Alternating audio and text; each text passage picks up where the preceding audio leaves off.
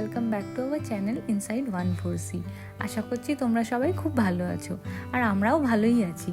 আজকে সপ্তমী, আর সকালবেলায় উঠে সায়ন আমাকে একটা জিন্সের প্যান্ট আর টপ হাতে ধরিয়ে দিয়ে বলল মাকে দেওয়ার জন্য, এবং দেখতে যে মায়ের হয় কিনা।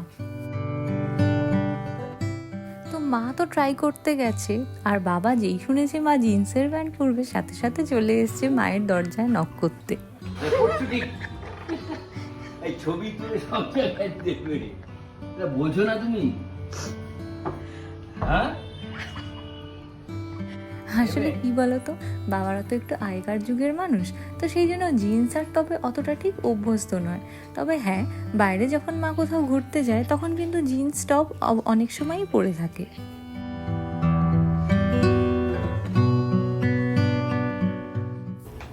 আমার বাবা ঠিক বুঝে পাচ্ছে না যে সে হাসবে না কাঁদবে না কি করবে, আমাদের সামনে ঠিক কিছু বলেও উঠতে পারছে না। তো বাবাই বুদ্ধিমানের কাজ করেছে, অত কথা না বাড়িয়ে চলে গেছে নিজের কাজ করতে, কারণ জানে এখানে যদি বেশি কথা বলে সব চলে যাবে রেকর্ড হয়ে ইউটিউবে। যাক, টপটা তোমার ট্রাই করে বেরিয়েছে পরে, কিন্তু জিন্সটা আর কিছুতেই সাহস করে না ট্রাই করতে নিয়ে গেল না। কারণ কি, মা এটা বিশ্বাসই করতে পারছে না যে জিন্স তার জামাই তাকে দিচ্ছে ট্রাই করার জন্য। মাকে তাই জিন্সটা ধরিয়ে দিয়ে বলছি যে যাও না প্লিজ, ট্রাই করে এসো, এটা সত্যিই তোমার জন্য। আর তার থেকেও বড় কথা কি জানো তো, আমার মা বাবা দুজনেই না খুব অবাক যে জিন্স আর টপ হঠাৎ করে কেন আমরা দিচ্ছি।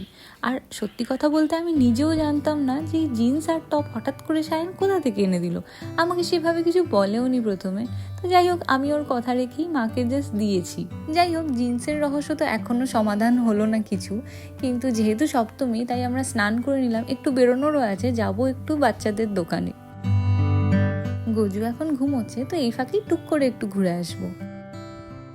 আজকে বাচ্চাদের দোকানে আসার মেন উদ্দেশ্যটা হলো যে গজুর জন্য একটা দিওয়ালিতে পরার জামা নেব।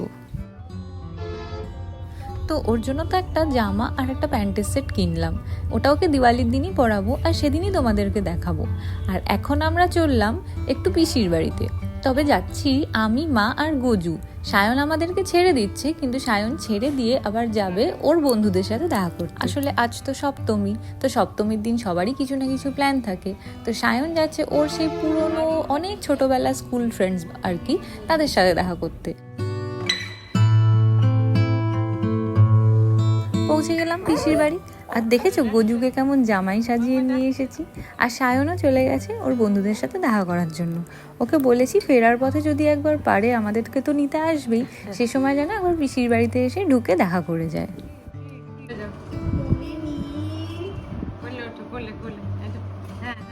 বাচ্চাদের এই ধুতি পাঞ্জাবিগুলো ভারী কিউট লাগে দেখতে, আর এই ধুতি পাঞ্জাবিটা এবারে আমার মা বাবা দিয়েছে গজুকে পুজোতে। তুমি তুলে দিতে পারো না?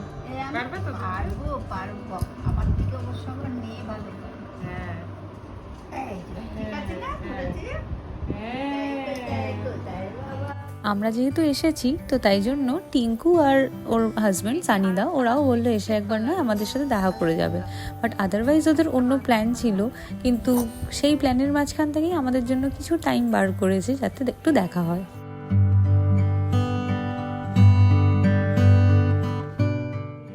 এই যে ওরাও এসে গেছে। আর আজ যেহেতু সপ্তমী, অনেক অফিসই খোলা, তো সেই জন্য সানিদারও আজকে ওয়ার্ক ফ্রম হোম হচ্ছে। তো এখন কাজ করছে, কাজ হয়ে গেলে তবে ওরা ঘুরতে বেরোবে।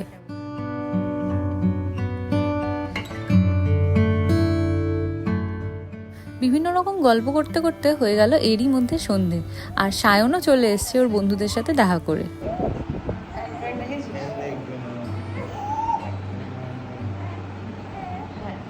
চলো চলো চলো, বাড়ি যাবো।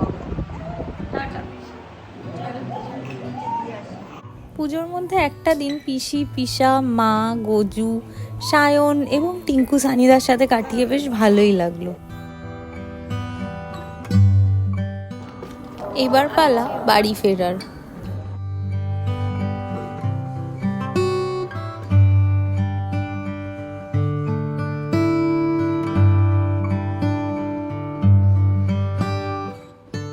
ফেরার সময় গজু গাড়িতে ঘুমিয়েই পড়েছিল, আর যেই না বাড়িতে ঢুকলাম ওর ঘুমটা ভেঙে গেল। তাই সায়ন আবার ওকে চেষ্টা করছে মাথায় হাত বুলিয়ে বুলিয়ে ঘুম পাড়ানোর।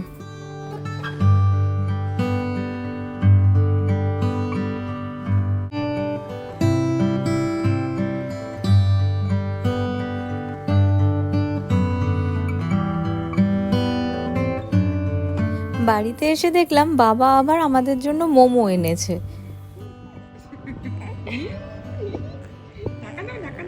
তো যাই হোক, গুজু তো আর ঘুমোলো না, তো এখন ওকেই একটু সময় দিই। আর ও তো দেখছোই একটু কাঁদছে, জানি না হঠাৎ করে কি হলো ওর। ভালোই বেশ ছিল, কিন্তু হঠাৎ করেই ও কান্না শুরু করে দিল। তাহলে একটু গুজুকে এখন সময় দিই, ওর সাথে একটু খেলি। আর এই ব্লগটাকে এখানেই এন্ড করছি।